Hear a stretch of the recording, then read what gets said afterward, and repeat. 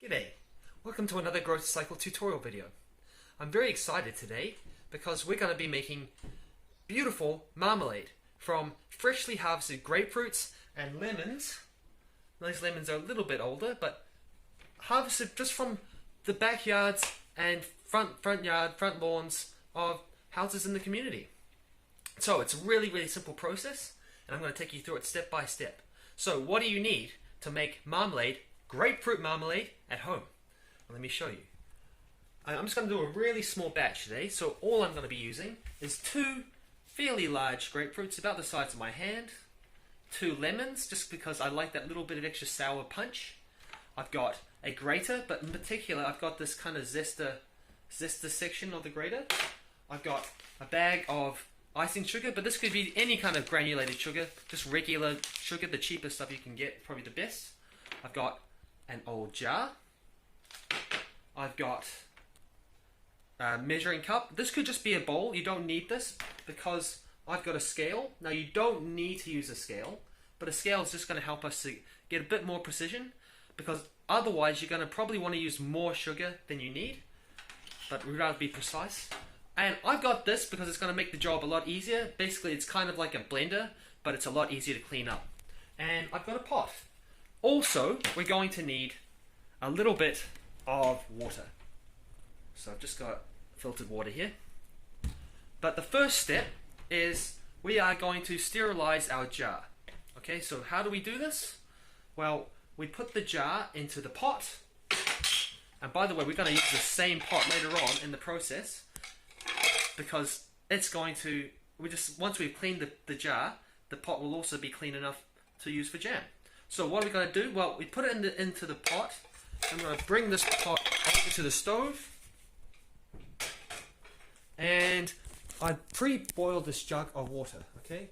Now what I'm going to do is all that we're going to do is sterilize the jar, is pour over the boiling water over the jar. And it has to be, okay, I'm going to need a little bit more water than that.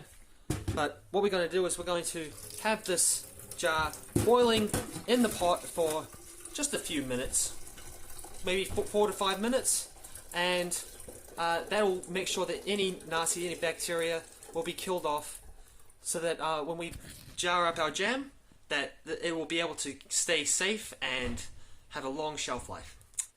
Welcome back. So we've got our jar inside the pot filled with water, and we're going to wait for that to reach a rolling boil and leave it for a few minutes. And while we wait, we might as well start prepping our grapefruit. So, as you might recall, I said we're going to need a grater with a zesting function, right? And one thing I forgot to say is you probably need like a plate or maybe a cutting board, right? So what we've got here is a cutting board, and what we're going to do is we are literally just going to zest our grapefruit. This is probably the fastest and easiest way. Now you could, if you want your marmalade to be really chunky, which actually sometimes is quite nice, you can just use the grater. So actually, why don't we start with the grater, and then we might end with the zester.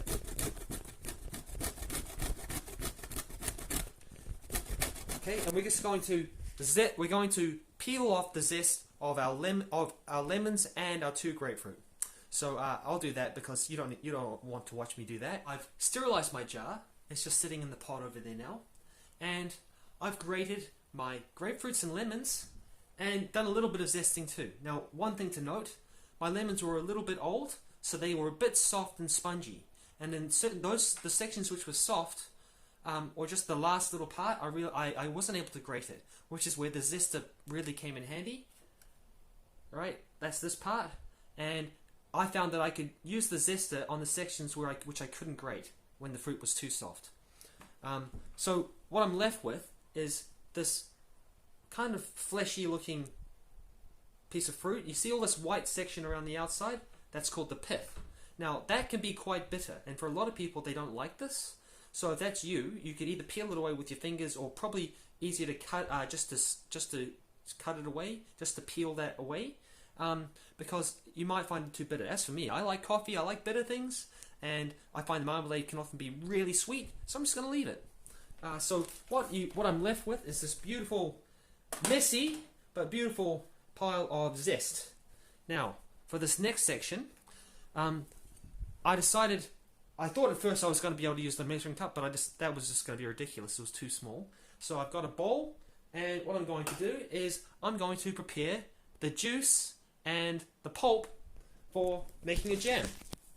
So what I want to do also is I want to know how much weight this is going to be, because this will help me to decide how much sugar I'm going to need to add at the end. We've got our lemon and grapefruit in this bowl, and the total weight of the lemon and the grapefruit is 320 grams. Now we want to keep a note of this because we're going to want to match that with the amount of sugar that we add later on.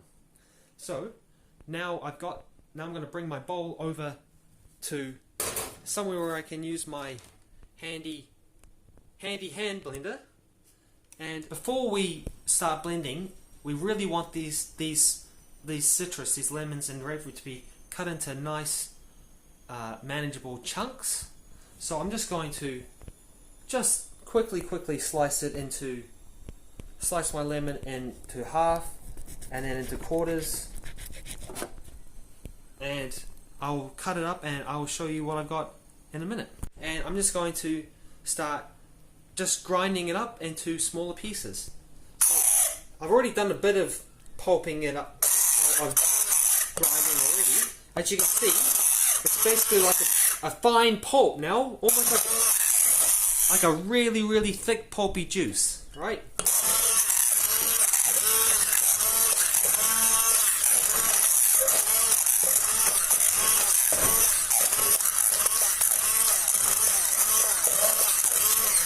So that's the sort of consistency we want. Now what I'm going to do is I'm going to just get a cup of water and pour that into my pot, and then I can pour my juice and my pulp and my zest into the pot and get it to a slow simmer. So what we've got is our pot with my zest. It's beautiful, nicely grated zest. Just going to pour that straight in to the pot, like so. And then I've got a cup of water. Into the pot we go, and we've got our juice and pulp also from the blender. Right, and we're just going to pour that in like so. Oh, look at that! By the magical powers of modern software and video editing, all that mess is gone, and we've just got our pot full of the zest, the pulped up juice, and the water. And now all we're going to do is we're going to turn the heat onto high, because we want this to get up to a boil, and we want it the liquid to reduce down by about a half. Okay, so I'm just going to use a wooden spoon just to mix it around and allow it to heat up until we get to a bit of a boil. But then once we get to the boil, I'm going to turn it down to medium and just have it on a simmer until, through the magical power of software and modern technology, it's all been done. You can see that the citrus is nice and reduced down, really good and thick and chunky. I actually had to turn it down to nearly low to get it to be on a low simmer.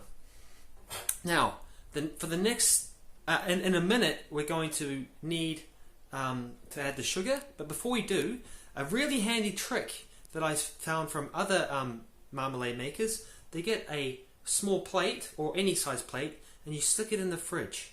And I'll show you why in a minute. So I've got my plate in the fridge, and now it's time to start thinking about sweetness, aka sugar. So we're going to get our scale, we're going to put on our measuring cup, and we're going to tare. Alright, so we're at 0 grams. Now, if you can remember, we wanted to add 320 grams of sugar. So let's just measure it out.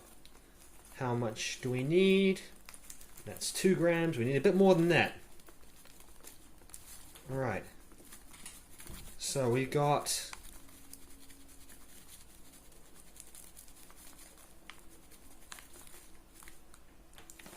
160 grams. That's 160 grams. So, and this is what I didn't tell you before. Now, typical recipes will say you want to use the same amount, an equal quantity of sugar to the quantity of citrus you put in. As for myself, I always find that every recipe that out there tastes too sweet, way too sweet. So for myself, I'm going to half it and see how it goes. I'll let you know. So I've got my sugar, and all I'm going to do is I'm just going to dump it straight in just like that. And now we're working against the clock here because sugar and heat can get a bit dodgy. And of course, because we know anyone who's ever tried to make a caramel or anything, ever put something like a raisin in the oven or anything with sugar in the oven, you'll know that it burns, and when it burns, it goes to charcoal and makes a lot of smoke. Not very nice.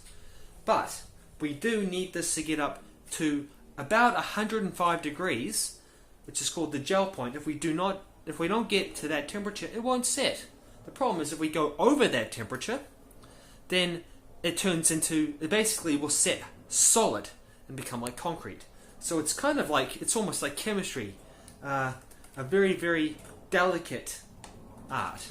So I've got my sugar in now. You can see there's just that little bit there. It's almost all dissolved in nicely, which is what we want to see. You can see it's been sitting in the pot for a little bit. And I should mention, by the way, that chemistry is really a science, not an art.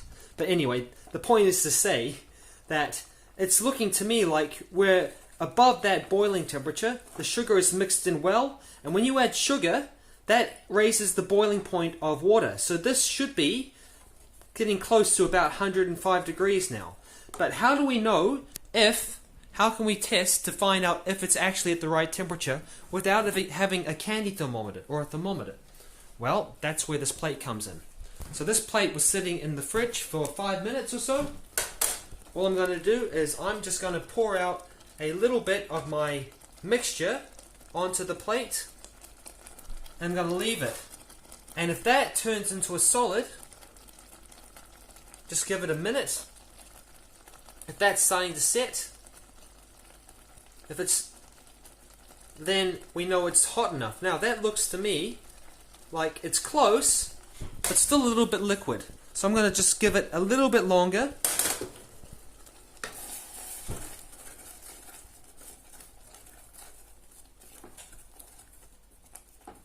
Just going to give it a little bit longer, and let's try it again.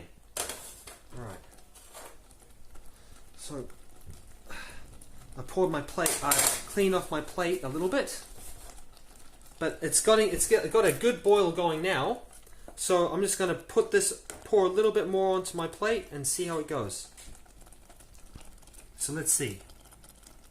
Watch it, just give it a few minutes.